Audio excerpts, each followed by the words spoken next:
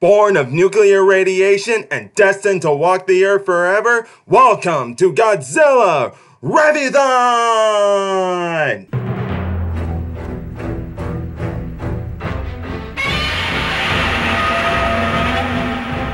What's up, YouTubers of the world? MegaGeek are here to give you guys the final entry into the original Showa series of the Godzilla franchise, The Terror of Mechagodzilla.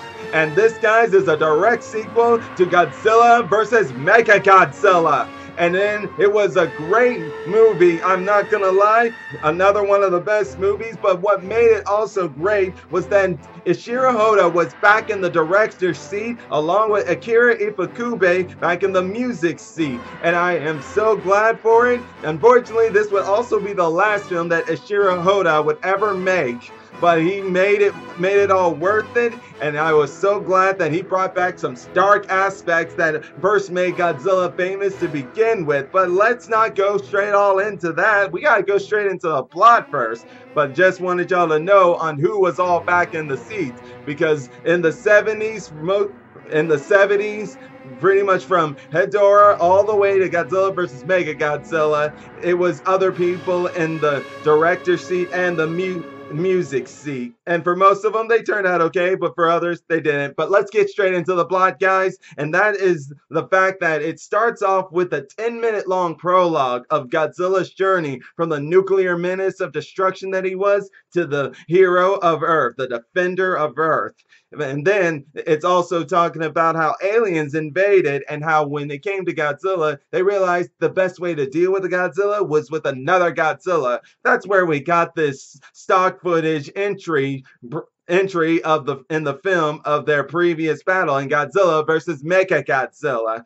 And then after that, it goes straight into the new movie, and the black aliens are back. Yeah, the black hole aliens are back, and this time we learn of what it is they want to do. You see, as they are rebuilding Mechagodzilla with some modifications, they want to use him to destroy Tokyo, or better yet, all of Earth, so they can rebuild that place as their own dystopia. Because it turns out their planet is dying, and they need a suitable place to live, which they find it in Earth. But this time, they are not just alone with Mechagodzilla. They also have another monster with them called Titanosaurs, who first reveals himself as a submarine is trying to track down the remains of Mechagodzilla. And that submarine actually belongs to Interpol. And if you guys don't remember them, they were in the prequel to the direct sequel of this movie, Godzilla vs. Mechagodzilla. This time they play a much bigger role, though, in trying to find Mechagodzilla, but the fact that Titanosaurus destroyed their ship makes them now want to learn more about this dinosaur, which is kind of funny how they find it hard to believe that there's a dinosaur, considering how you've had like Rodan, you've had Godzilla, you've had Anguirus, and so many of these other monsters. I kind of find it hard to believe they didn't believe in it, but that's besides the point, guys. It's also where we're introduced to a few of the main characters. We got the Interpol agent Jiro Marakushi, and then the main protagonist of this film, a marine biologist named Akira Ishinoze. They both research on anything that could trace back to a dinosaur in the water, and they come across a scientist back from an institution who turns out to be a mad scientist because of all of his marine life control experiments and was banished from the institution. That guy is Dr. Mifune, and Mifune, for people not believing in him and all of his work, vowed vengeance on humanity. He despised humanity, and he would vow vengeance. And that's also where we learn that he has a daughter too. As they are investigating about this Dr. Mifune, they meet his daughter Katsura, and we find out from her that her father is dead, or so we think, but in actuality, he's alive, and he's aligned himself with the black hole aliens. Oh man, when he said he was going to take vengeance, he wasn't kidding, and man can't believe he's actually going to join these people. At first, he didn't know they were the aliens that had Mechagodzilla. That was until he saw he was actually brought to their headquarters and saw it themselves. And it is here then they decide that they want him to work with them so they can destroy Tokyo. But while all that's going on, Ishinose, who actually finds out of some of his father's old work, actually believes his father is right and tries to look for the dinosaur. But in the process, he and Katsura begin to start to fall in love, which causes a problem for the aliens' plans, considering how they need her for their plans, because it turns out Katsura's a cyborg. Yes, back when she was young with her father, an accident happened when they were trying to experiment and she died, but the aliens, disguised as some doctors or so, brought her back to life as a cyborg. And it turns out her purpose is only vengeance and hate.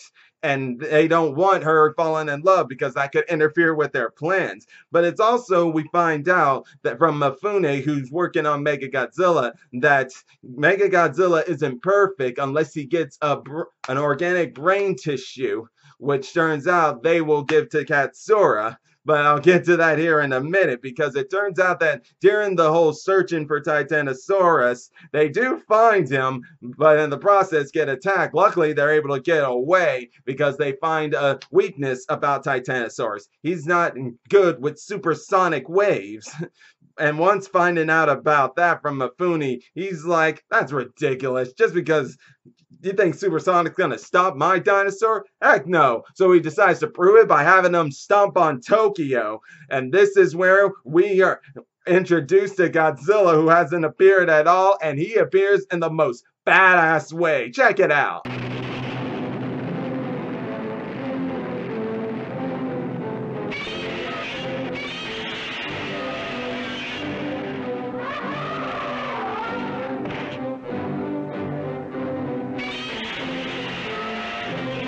Yeah, is that not like the greatest entrance?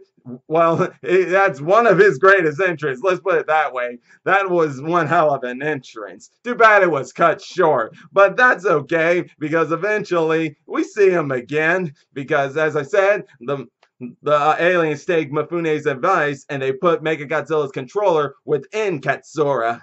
And that's when they unleash both Mechagodzilla and Titanosaurus, and man, they are just destroying everything. Mechagodzilla with all his laser beams, so much explosions, and then Titanosaurus. Now first off, or better yet, I'll save that for another day. Yeah. I'll say that for a minute. All Titanosaurus really does is creates gusts of winds that pretty much just blow the city away. But it's really got Mechagodzilla's updated missiles that are crazy. Check it out.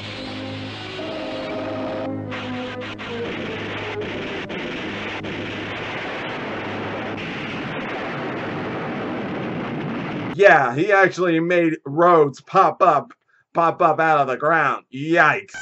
But this is where Godzilla makes another entrance. He makes an entrance on saving these kids from being stomped on by Titanosaurus. And Godzilla, now in the last film, Godzilla had King Caesar with him, and Mechagodzilla was fighting alone. But in this one, it rolls a reverse, and Godzilla's alone while Mechagodzilla has Titanosaurus. And Godzilla, he fights valiantly and strong, but he is no match for these guys. These guys are just destroying him. And this scene with Titanosaurus lifting Godzilla up with just by his mouth, that is definitely unusual, to say the least.